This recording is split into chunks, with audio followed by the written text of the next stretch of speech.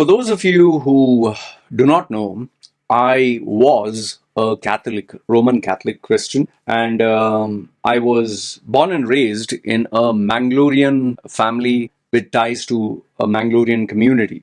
Okay, just to give you in a nutshell, my real father, that was my father. He was a Keralite who used to travel around the world because he was a guy who worked on a ship, merchant navy ship or whatever. Okay, so my mother, she is from Mangalore. I would say Kinikoli. Yeah, my stepfather is from Mangalore in a place called Damaskatte. Okay, and all my family, my mother's side, the four sisters, the father's side, everyone, they settled down in Mumbai or Bombay, most of them, and then they moved to Dubai, where I was raised. Okay, so I'm just giving you a nutshell so you understand. However, even after being in Dubai, they always kept in touch with their own kind, their own people. That was the Mangalorians and the Roman Catholic community, especially from South India.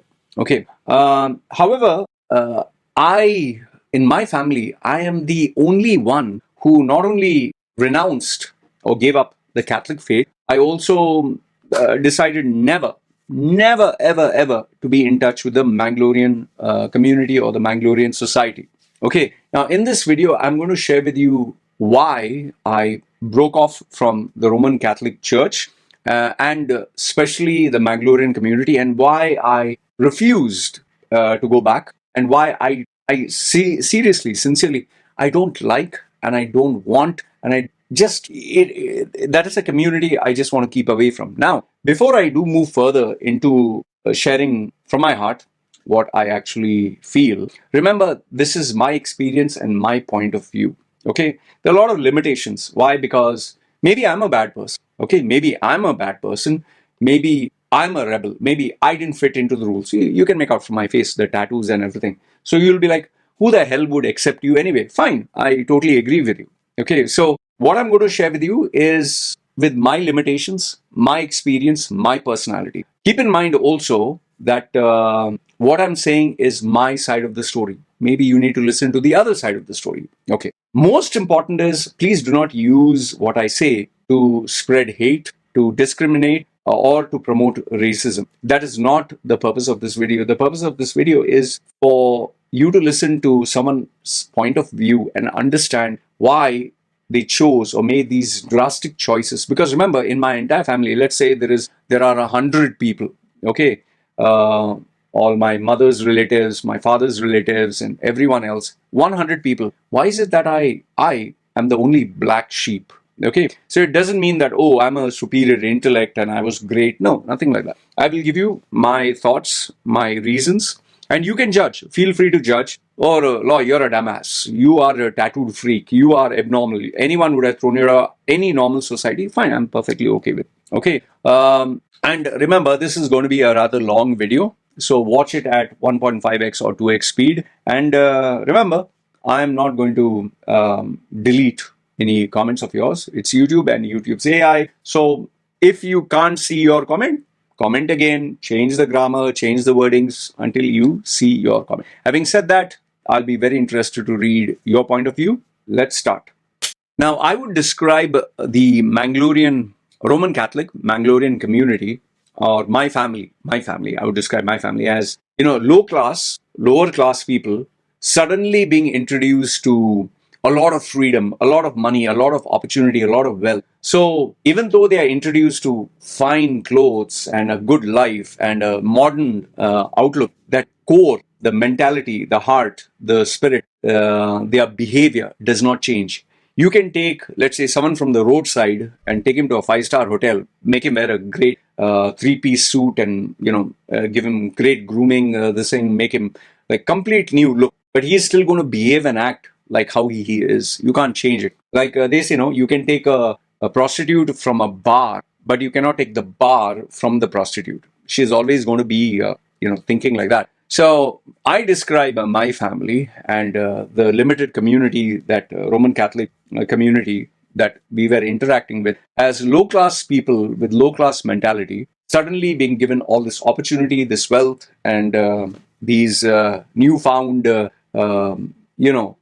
environments. Because remember, my family, that was a village. We didn't even have toilets. We used to, my mother's side, they used to go to the forest to, to shit, piss, whatever. They would have bath. The hot water was a big, massive earthen pot. Under it, they would put fire and they would use it to have bath in hot water. And they would use twigs, they would use dried leaves and wood to heat the water. They didn't even have electricity those days. I remember because I stayed in that village. It was like a mud kind of hut built, seriously, the traditional hut that you're talking, built with clay, stones, and all that. And even the kerosene lamp they would have at night, we would sit on the floor and eat. So that was the kind of life they were subject to. And all of a sudden, they moved to, from Mumbai, they moved Bombay, they moved to Dubai. Okay, so now they had a totally modern lifestyle. They had something called a television. They had something called, electricity. Oh, wow. They had something called where they could see Knight Rider, Airwolf, Street Hawk. That's incredible. They could own a cassette deck, with the amplifier, tape deck. They used to have the LPs, those like not CDs actually. Those days, CDs was not invented. So you get what I'm saying. So now, given that they were in a modern lifestyle, the core never changed. So now you are in a dilemma. Outside, you have to act like you're modern. Hey, hi, how are you? You have to wear the bell bottoms and you have to wear the the shirts. But inside, when you sit at home, you're wearing the lungi, the cover. You're wearing a banyan. You're dressed up like a typical villager in your home. So that was the first problem that we had, where they were trying to imitate or fake it, that we are modern, but inside they still live the outdated way of thinking. And this will shock you, but majority of the men in my family, except one, out of the four sisters, my mother had three sisters, the four sisters, only one had a man who was really a man. He was really macho because he also worked on a ship as a merchant and traveled the world. He was like macho. The rest, all of them were simps. They would listen to their wives. They would listen to their families. They would dance to the tune of especially their women. Okay, so very bad role models for most of the children. Because I used to always see him and I used to wonder, like, he used to act like a bully, my stepfather. He used to act like a bully. And to prove that he's a man, for my stepfather to prove that he was a man, because he was bigger than me, I was a small boy. I was like 6 or 7 when I saw him that's as far as I can remember, as this man, as his role model. He used to physically beat me, physically. Well, obviously, it's very easy to dominate a small child. He used to beat me with the belt, he used to beat me with a cane, and that cane used to be used for animals, okay? Rubber cane. He used to violently hit me with his hand. He used to pull my ears until I could hear the creak sound, He used to pull my hair and, lift me up, and he used to, that is how he used to dominate and show his dominance. Coming to the next point, that was in terms of parenting, since I'm speaking. This is, by the way, a typical Roman Catholic Mangalorean, the low class. That's how they behave. Their style of parenting is comparing you to others. They would compare you to the smartest girl or the smartest boy. They would go to the teachers and tell them, discipline him as much as you want. Beat him. He doesn't know how to behave. Oh, sorry. They would act very nicey to teachers and tell discipline as much as you want, because they would put the responsibility on them. They would feel very ashamed if you got bad marks. For them, marks was, this is the validation my kid is smart. If you're a rank holder, they would, my son, my daughter is a first rank, haha. But if you didn't get anything as close as that, then it was like a waste.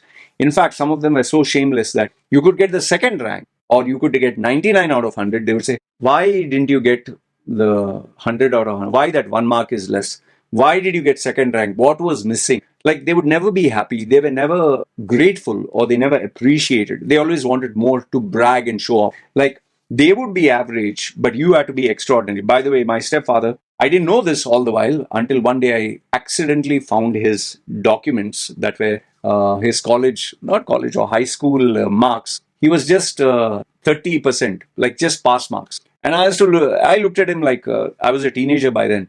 He used to beat the bejesus out of me, making fun of me that I was getting 30%. And you yourself in fact, he himself failed in some of the subjects. So then his excuse was, you focus on you. Okay, I'm giving you the best education. You should get number 1. No excuses. So they have that double standards. For them, your only value was your studies or your marks or what society, where you could brag about and show off in society. In fact, when they would go to parties, we were dressed up like with a suit and tie, a cheap suit, whatever, and we had to stand straight and we had to behave ourselves. And oh, see, my good children, they know how to behave. So everything was to show off, to seek validation. I told you that he beat me violently, and to give you an idea, if you have not seen in the heard from the previous videos, he would beat me until blood. If you whack someone very violently with a whip, the skin tears off. It actually tears off. I know it because I used to see my body. And the skin punctures and blood comes out. He used to beat a 7-year-old boy that way. He never sat down with me. Him and my mother and my stepfather, the loser that he was, he never sat down with me. He never had a discussion. He never had a talk. He never had guidance. He never told me what was right or wrong. Now, I'm not saying all Mangalorean Catholic families are like that, but I'm telling you how my family was. There are many, I can assure you this, there are many Indian families, especially South Indian families, who do exactly like this. Trust me, I have enough and more clients who have spoken to enough and more people. They'll never speak to you. They will never talk to you like a friend or never explain things to you. The only thing they'll do is beat you. They'll compare you. You have to get the highest marks. Like others, you're a useless piece of shit. Okay. And in my household, my family, bad words for me. I don't know about some of them were strict, but I was the worst. You could say other families, they used to abuse their children in the form of discipline. If it was at 30 or 40%, mine was 100, theirs was 30 or 40. So they would give bad words, profanities, violent beatings. My grandmother itself used to call me bastard. She used to say dirty blood. My grandmother used to say, why were you born? You should have died. She used to favor my stepbrother because he was the son of my stepfather.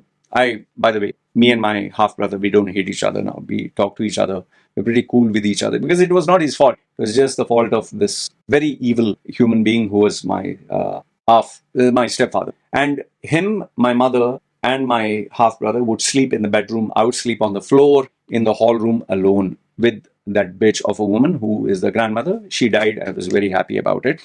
And they would never buy anything. My parents, the Roman Catholic Mangalorean parents, would never buy any book, never buy any educational stuff, never buy anything other than the cheapest, best school books. Okay. And anything else was always substandard. So even, by the way, soap, shampoo, deodorant, everything was kept secretly for my stepfather.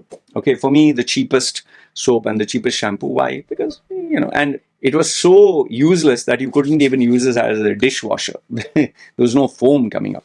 You could get, let's say, for example, $50, you could get 20 soaps. So you can imagine how cheap the quality was. We were paraded around as children where they wanted to show off, but it was never, no investment was put from their side. Okay, they expected us, I don't know how, to magically become responsible adults. So point number 3 is bad parents. Point number 4, this is very common with Roman Catholic Mangalorians. They are two-faced. Okay, most of the middle class and lower, I don't know about the upper class, for example, what do I mean by two-faced? The double standard rules. Like the men, especially I've seen my stepfather, okay, he never had that, but the other men, they will stare at other girls, especially when they are drunk, especially when they go to a party and drink alcohol, they'll stare at other people's wives, other people's children, and they will have dirty, cheap remarks. Look at her, oh, good to ride on her, They would laugh. And then when that person would come, hey, namaste, how are you? It's so nice to meet you. They had that double standards. The people would not drink, or the women, they would be like, oh, look at how that girl dresses, look at how the girl behaves. They'd always have bad things to speak about other people's children. But their children were, oh, my child is so smart, my child is number one, my child will never behave like that. Okay. They would always find flaws and faults, which I think is very common with the low class categories. Like they will make fun of, for example, they'll make fun of my face. Ah, what an ugly face. Look at the shit on your face. Ha ha ha. Oh, look at you, a failure, man. You don't even have 1 million subscribers. Oh, how much are you earning? But they will not talk about themselves. Like I always ask them, so you must be looking like Brad Pitt, or you must be looking like a hot model, right? You must be looking like John Abraham. Your physique must be like him. Maybe you're earning in terms of millions. Maybe you're very successful as a CEO. No, they will never talk about them. They are in the gutter. but they will make fun of everyone else. So that's the same protocol that these people whom my parents and all used to hang out with.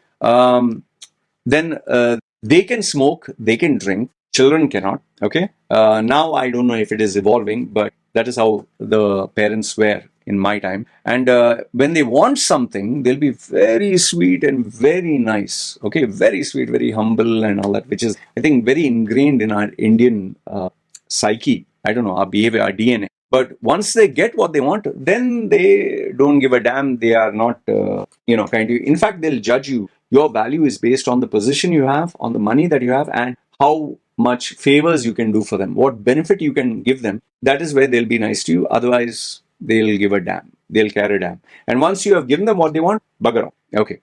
So that is point number 4. Point number 5 is they have this tendency where they say something in the front and they say something at the back. Like in front of you, wow, that is so amazing and all that. Oh, the food tastes so nice. And oh, what shit, yeah, yuck. I wanted to vomit. So they don't have that ability or the finesse to be. I'm not saying that you have to tell them your food was shit, but I found it really strong in this. They don't have that, okay? Or they don't have the decency or the courage to say, it's not to my liking, but it's okay, fine, but it's too strong a taste for me. They don't have that. In fact, they don't even have the diplomacy or the common sense for it. Number 6, which I've told you before, they act very modern. They like to show that they are very modern. They like to show they are successful, but inside they have a lot of their insecurities and a lot of their limitations. Like they want to act modern, but they are actually traditional. And where it kind of backfires is they put on this fake facade, and you think that, oh, that person can adjust with us. But once they're given the opportunity, you realize their loopholes, especially when they're given leadership positions. You realize he was acting mature, but he can't manage.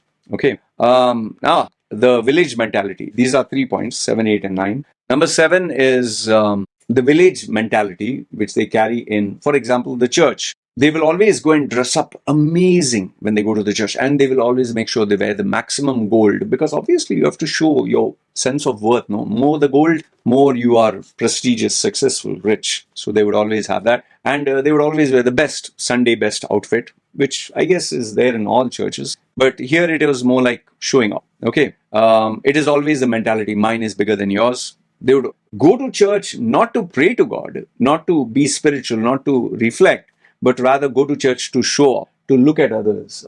He's wearing this, she's wearing that. Oh, she's with him, he's with her.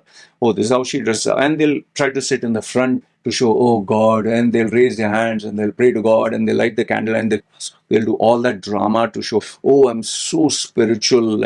And everything is like, look at me, look at me, look at me, everyone. And they go there to network. They actually don't go there to they don't go for godly reasons. And even if they go to God, please give me 1, 2, 3, 4, 5. And in my job, please give me A, B, C, D, E, F, G.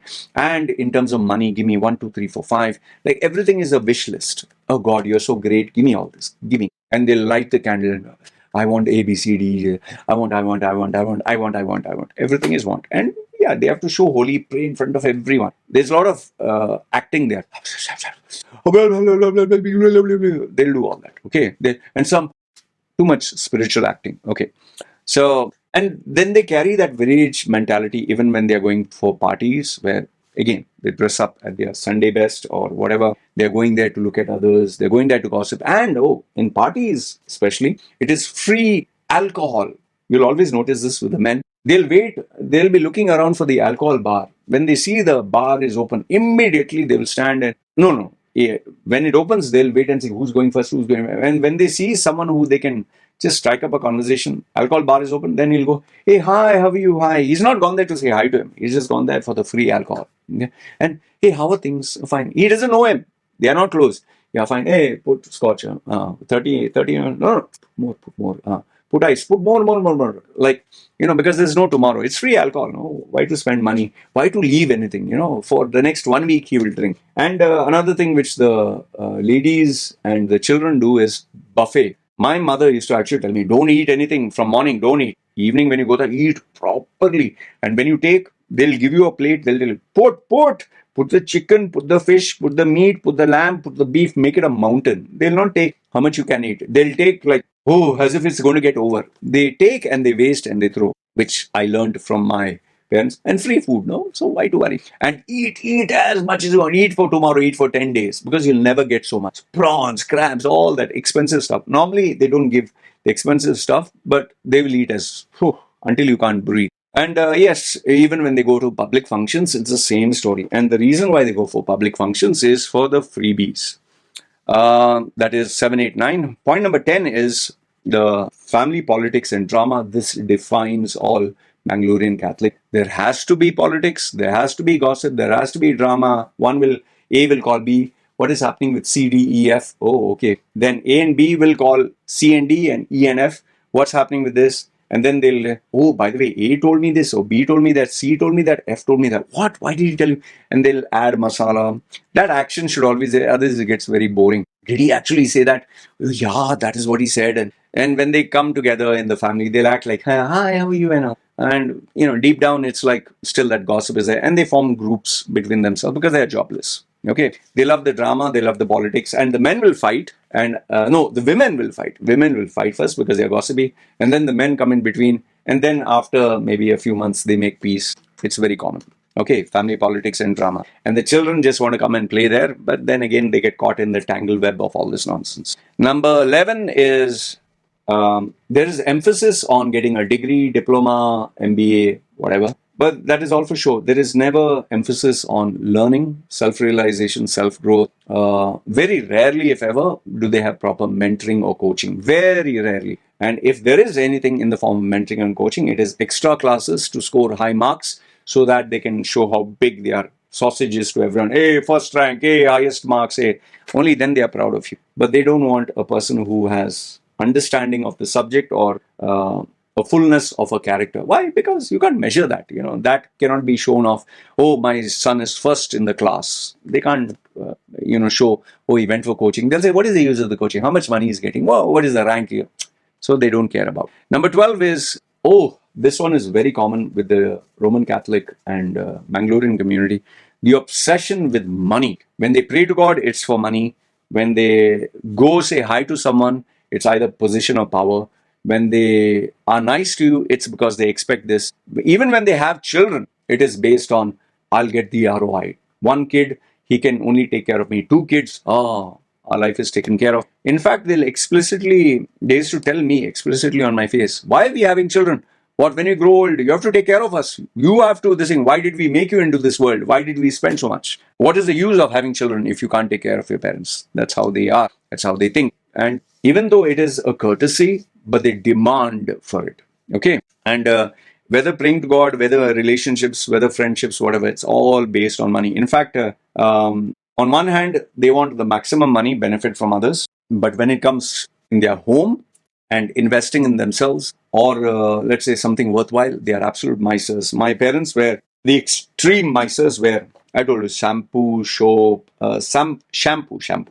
Okay. Shampoo, soap, even food items. Like they would buy in a week, one time they would go shopping, chicken and curry and everything else. And then, being a small kid, you'd like a chicken leg piece or something, the most delicious piece. And they would keep eating until, it's good not to waste food, but the curry would be so much, then go down, because the pieces are going, potatoes and down. And until little curry is there, they would even eat that. I would say that is a habit I have taken where I don't waste food, but my food is different from my wife's food, from my kid's food. And my kid always eats fresh. Okay. Not that we eat stale, but we always eat fresh and we don't waste. But our parents, they would make a big this thing. And when the food was fresh, I had to jump in, but then they measure and give you to make sure you don't eat, at least my family, and that I don't eat all. Because after all, what is the point of having a kid who eats everything? And by the way, has to eat a lot. So I don't blame them. Obsession with money. Point number 13 is they act like they never seen food, which is very common with our Indian mentality. They act like they never seen food. They act like alcohol, no? If alcohol is free, oh my goodness, they would love to drink until kingdom comes. And you'll see the worst side of them. You'll see the actual personality. You'll see the truth come out once they get drunk. You want to know what a Roman Catholic Mangalorean thinks of you, even Goans for that matter. Oh my goodness, once you give them alcohol, they change. they become totally different human beings. Even Sri Lankans have noticed it. Once they drink alcohol, I don't know about Malayalis, but once you drink alcohol, they become different human beings altogether. So you'll see the worst side of that. Number 14 is very common characteristics with my family, the Roman Catholics, and the community is low self-esteem, masked with the seeking importance, masked with seeking validation, and that's how their thought process and their behavior is. Okay. Point number 15. They are very good at giving you empty promises, empty words, sweet talk, ass kissing, and they will not they'll not stand by what they say, especially if they feel now it's time to change or it can benefit me. They'll give you feel good promises which are meant to be broken. So be very, very careful when dealing with them. At least my parents, they would promise sun, moon, and stars. They would never honor it. Okay. Not always, but majority of the time. So be careful. Like this, snake in the grass. Okay. And oh yeah, this is another added point since I said snake in the grass. They're very good at backstabbing you when you least expect it. And especially if you're of no benefit to them, they will backstab you. Fake tears. My mother was very good at fake tears. Click of finger, she'll know when to cry just to get things for her benefit. Number 16 is where it comes to many of them, Roman Catholic Mangaloreans, they live their dreams through their children. So if they have not been successful, children have to be successful. If they have not managed to get the first rank, children have to get the first rank. If they were not successful as doctors, lawyers, whatever, they have to be. And if in case they are doctors, lawyers and all that, you also have to carry the prestige of the family. So they put that burden on you, and it's like you can't get away from it. In fact, anything that you do, they'll also say, what about our name in society, our legacy, our what people will think, what society will think. They are so obsessed with what people will say, people will think, people will talk. They give that more importance more than I told that low self-esteem, pathetic human beings. Especially my parents, they would not care about what you feel. Oh, what society thinks of us, them. Then, and if their children achieved anything, oh, because of me. My mother and father, if I achieved anything, my mother and stepfather, because, can you believe my stepfather actually had the audacity to tell me, when I asked him, why did you abuse me so much as a 7-year-old child until blood would come out? I just asked him. He looked at me, and remember, he's a nothing, nobody, piece of shit who was depending on others. Still, he had that nose up. He was like, what you are today, because he actually said that, what you are because I beat you, I made you straight. Others, you'd have been a loafer. Everything you achieved, because that's the sick mentality of this. That's why I'm very happy he's suffering right now. Very happy. Sadly, he has dementia, so he can't remember. But I want him to suffer. I don't want him to die. I want him to live and suffer. I would love that so much. And every time I listen to it, it's music to my ears. Call me sadistic, but I enjoy this. It's like that movie 7, no? Brad Pitt and Morgan Freeman. I want him to suffer. He deserves so much more. Okay. Then the absolute cowards. Like I told you, my uncle, my relative, he sexually abused me, molested me, raped me. When I told the family about it, they didn't give a damn. They were more interested in keeping the family relationship and dynamics. They didn't give a damn that I was molested, I was raped. No, they didn't care. Yeah. Oh, okay. And they would talk to them normally. So that is how shameless. They didn't have an iota. They didn't have the capacity to be a man, to do what is right. Okay. Number 16 was the children. They want to live their dreams with their children. Number 17 is their money and position defines them. It defines everything. The more money they have, the more arrogant and ignorant, especially position, a corporate position. They evaluate anyone's worth with that. And if they have more money, you'll see their arrogance, their ignorance, their stupidity, every ugly side. In fact, they'll act like they even know more than a person with a PhD, even a CEO. That is how they like to show. My stepfather used to walk like this in the house. He used to walk, hands at the back, you put like this at the back, like as if he was a college principal, as if he was a headmaster, as if he was a warden. He would walk like that in the house and everyone had to keep quiet. And when I grew up, when I saw him walking and everyone kept quiet, I said, why you guys are quiet? What is he? He's a family member. I asked him, what people have to be afraid of you? I asked him on their face. He just smiled. Means he suddenly let go of it. I don't know why. And then I asked him, what's gone wrong with you? Why you guys are acting like he's someone is going to kill you? So I asked to give a damn to all this bullshit here. Oh, and one more thing. God will punish you. Take the blessings of the grandmother. Then only you'll say, oh, if I pray to God, this will happen, that will happen. All religious blackmail bullshit they'll give you. And when they pray, seriously, my stepfather, my mother and my family, children, they would make us kneel down on our knees It used to be 20 minutes to half an hour to pray to the statues and the candle. And they used to ask us to raise our hands and pray. Why? Because the sadistic celestial being, when he sees us raising hands, favors will be more. And sometimes he would say, do like this, like Jesus was put like the, endure the pain. We had to endure the pain. They would sit on the chair. Can you believe that kind of, oh, sorry, that kind of sadistic behavior pattern they had? Sorry about the call. I got a call. Okay. So they would make us hold like this, or with our knees. It used to pain for 20 minutes to half an hour. But for them, they had to sit on the chair, and how they would pray. That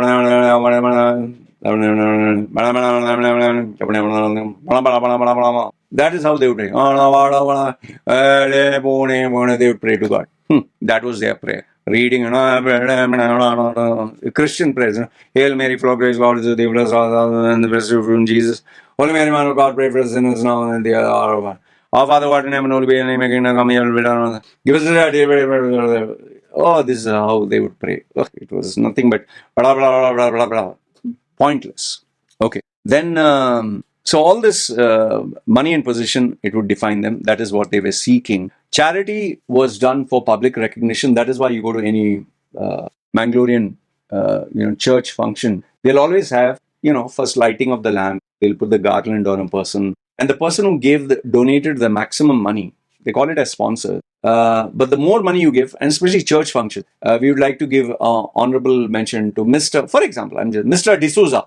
And they would clap, and Mr. D'Souza would sit in the front row, first seat, next to the priest to show VIP status. And then they would be escorted up. Please, could you escort them onto the stage? Father would get up and, please, you go. And they would go, like, you can see even B.R. Shetty there. Namaste. And then they would light a lamp. That was very prestigious in front of the whole room, sitting in a stage, an auditorium, two sides. It's 10 rows here, gap, 10 rows here. They would light a lamp and everyone, namaste. They would light a lamp and then applause, light another lamp, applause. Then they would say some prayer. Lord Jesus, today we pray to God and thank you for Mr. D'Souza. He has contributed to the poor and may blessing his family, blah, blah, blah. Okay. And then they'd put a garland on him. Namaste. Politicians, no? Namaste. And then VIP, please escort him back. And then he would sit down on the chair, priest next. They would give him water, they would give him juice. He's VIP. And even when the buffet would open, first the priest and him, sir, you can take first. Because he has paid money, no? So they do the charity for everyone to know. And if you go to any church, I can challenge you on this. Go to any church, Roman Catholic church or any church in Mangalore. Outside the church, you will see trustees and all that. They have the list. It's nothing but if you have donated more money, your name will be up here. So you can brag about it and show, hey, this is my sausage. This is how big my little sausage was. See, my name is number one. Because the more money you contribute, the more up there it is. So that's how they show their charity. Number 20 is 5 more points, and then we can conclude. Their strength, their confidence, their importance comes from groups that they know, contacts, connections that they have, associations. They join all these associations and try to take up the official positions. It's very common even with Malayalis. Oh, Malayalis is even worse. I've seen this. They will have an association and you have to be the president or the vice president or the treasurer or the secretary. And it is a big thing, and it's a big bragging rights. And there also they bring their politics and their gossip, and it is so sickening. And sometimes they even have arguments and fights. Means they will overthrow this president and they'll overthrow this guy and they'll break up and create a new group. Oh, there was Mangalorean Association, then Mangalorean Konkans, then Mango, then Mangalorean Goan Association. Oh, the nonsense that they used to have just to show off. Like, look at my sausage, it's the biggest. Look at me, I'm the president. I'll donate, I'll create, you all come and kiss my ass. So that they had. Number 21 is everything in terms of charity and religion is done for an agenda, and the agenda is very simple. It should benefit them, just like politicians. But one thing is, when you are in need, seriously, when you are in need, they'll be the first ones to dump your ass. They'll be the first ones not to pick up your call. In fact, whenever in my life, whenever I went through crisis or problem, not one single Catholic, not one single Christian, not one single Mangalore. Facts, not one helped me. Muslims have helped me, Hindus have helped me, Christians never. I'm telling you this. Christians never. But they'll judge you. Oh, because Holy Spirit is testing you. Oh, because God is punishing you. Oh, you put tattoos, you're satanic, you are evil. Holy Spirit this, Mother Mary that, Jesus this. They know, they know. They are in direct hotline with the God, so they can judge. So for them, and by the way, religion is, they use religion to promote their own agenda, their own, even in church, they have president and vice president and this thing for different groups that they have, Mother Mary's group or Rosary group or Jesus group or St. Jude's group and all nonsense. And by the way, they will go to heaven, you will go to hell. Only we Christians are chosen by God. Hindus are idol worshippers, Muslims are extremists. Oh, they are like this. That is how they judge. That is how my family used to. All are fake gods. Only our God is real. Only we are the chosen ones. We will go to heaven. That is the mentality they have. But they'll never speak or say this open. Why? Because they have to show very understanding. No? Yeah, two-faced. Number 23, I told you, they will eat, act, think, and behave like absolute misers. My mother used to actually go and take tissues and like tissues like this. Used to take and put it in the bag. I don't know what it, and that's what they do when they go for staying in hotels and all that. They will take anything complimentary. Oh, coffee cups. Oh, sugar. Oh, sachets. Oh, croissants. They'll put it in the bag. I've seen this my own family. And then yeah, they are very. This is a fact. Huh? They are very judgmental, racist, and sexist when they discuss between themselves. But they'll never show you outside. They want to show very mature and nice. They can never. I told you, the double standard. They show that they are modern, but deep down they are very traditionalistic. LGBTQ, never, never, never, never.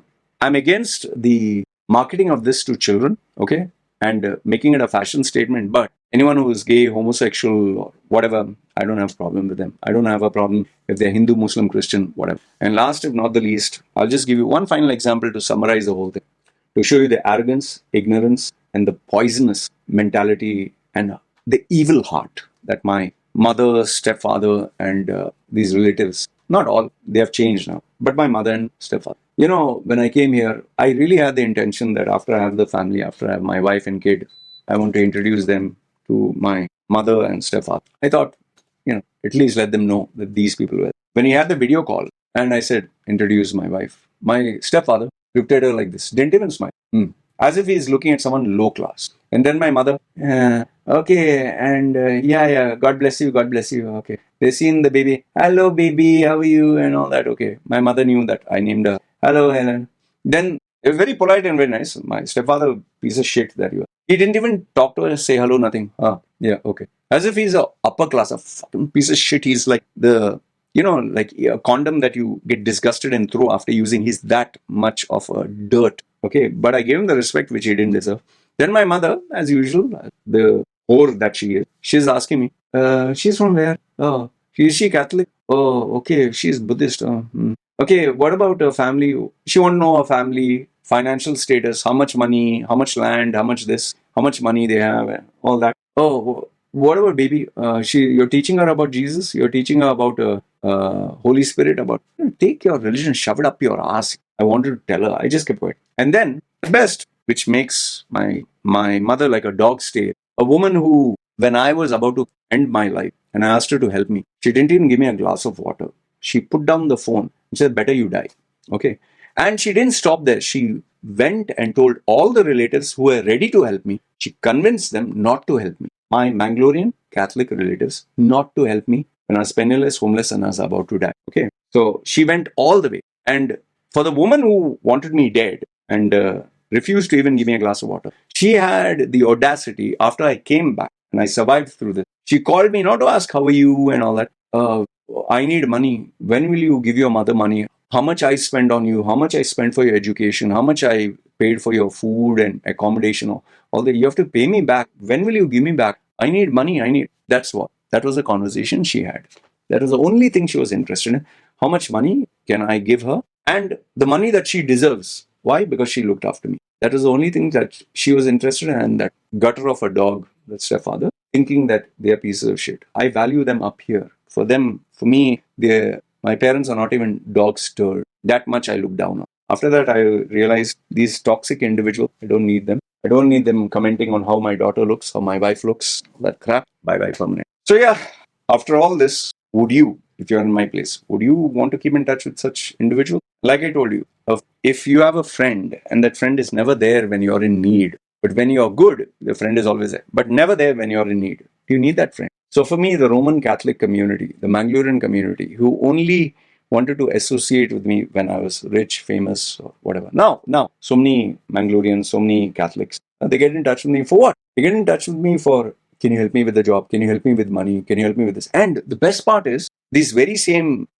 pieces of shit, they will tell me, take out your tattoo, take out, you look so ugly, you will go to hell, why you're satanic, why you're evil. They're not even up to my level. They don't earn what I earn per day. They don't even earn per month. But they have the audacity to tell me how I should look, how I should behave, remove my tattoo. Oh, by the way, they don't stop there.